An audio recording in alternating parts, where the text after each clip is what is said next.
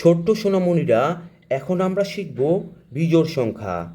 যেসব সংখ্যার এককের ঘরে 1, 3, 5, 7 এবং 9 থাকে সেসব সংখ্যাকে বিজোড় সংখ্যা বলে।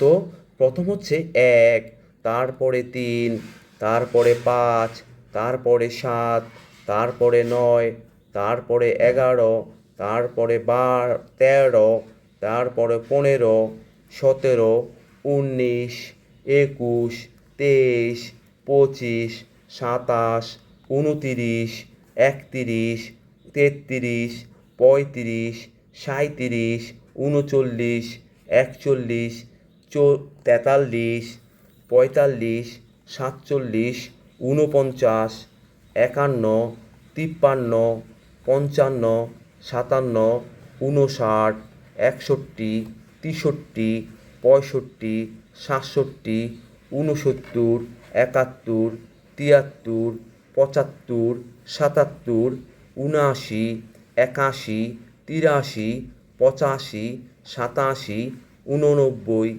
91, 93, 95, 97 এবং সর্বশেষ 99।